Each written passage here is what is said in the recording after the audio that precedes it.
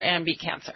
Yes, and if I got to go and pick up that paper after the show today, and whoever gets their hands on that paper, read it.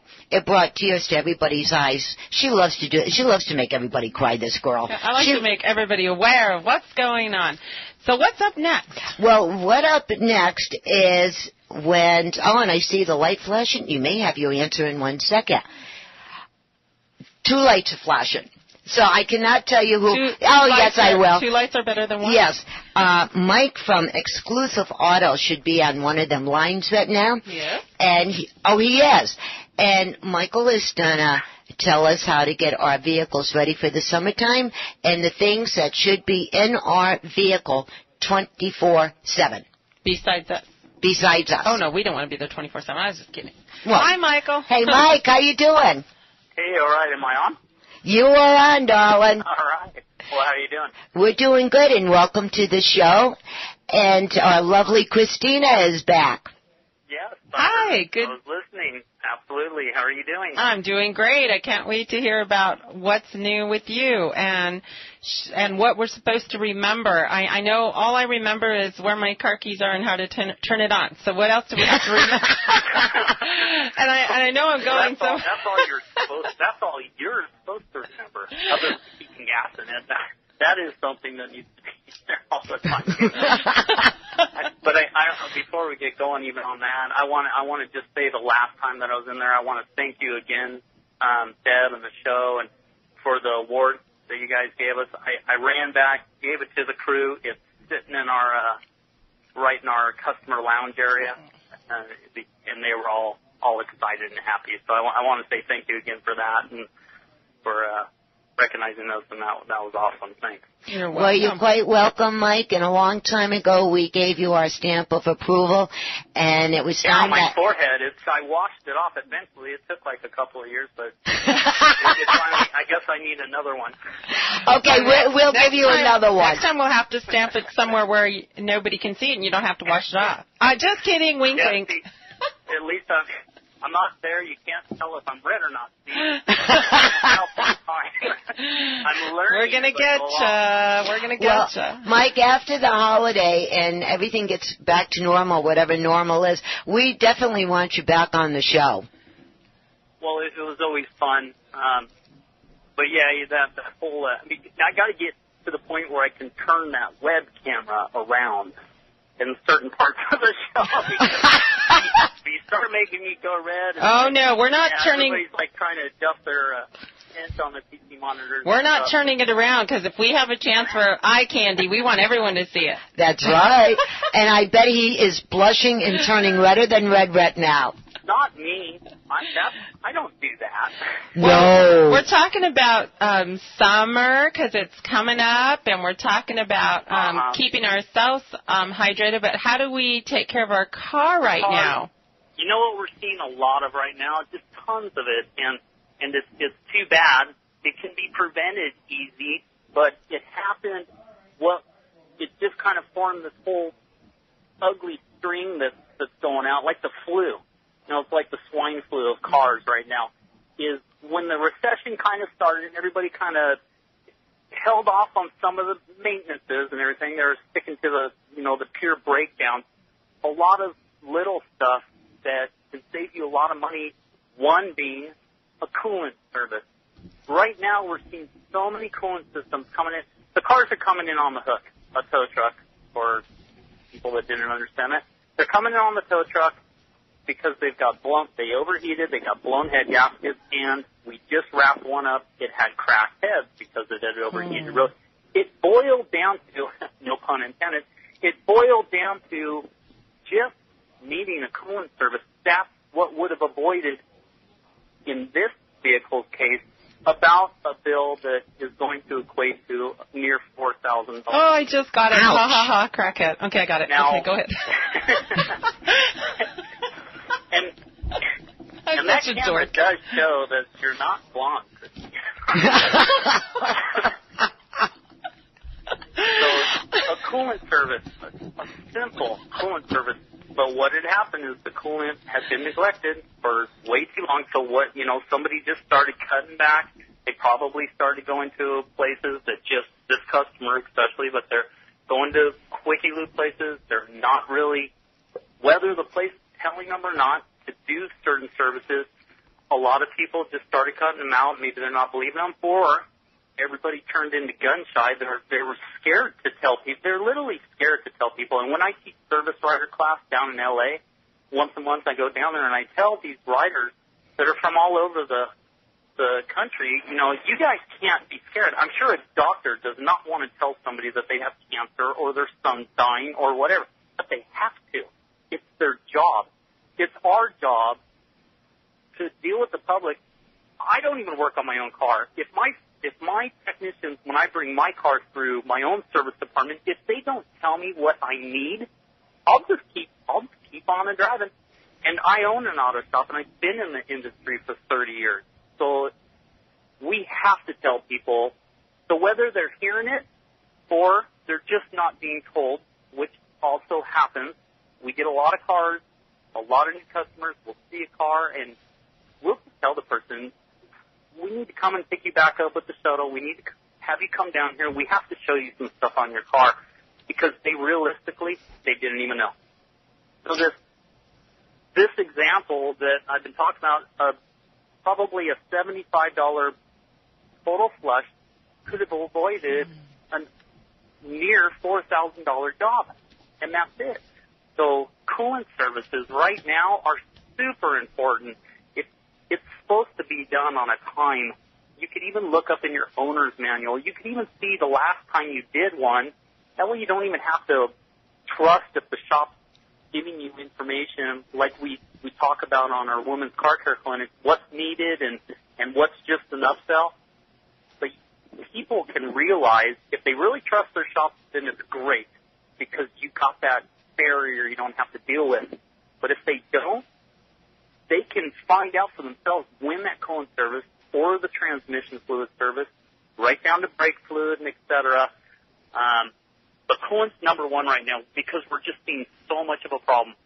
Air conditioning is another thing that, of course, the heat's coming. It's coming fast, and cars just start breaking down. If they're not maintained, those are the ones that get knocked out of the sky when it starts getting hot. So air conditioning is another thing, and something like we do at our shop, we'll even just check the AC to make sure that the pressures and everything are fine. Air conditioning is not supposed to leak out. It's a sealed unit. It should never be low. But if it is low, it's not just the fact that, it needs to be charged up a little, like a tire, just going a little low. The problem when an AC system runs low on the Freon, which is like the fluid that runs around the system that makes the AC work, if it runs low, it's not so bad that the Freon itself ran low. It's the fact that it can't move the oil that is mixed with that Freon around the system.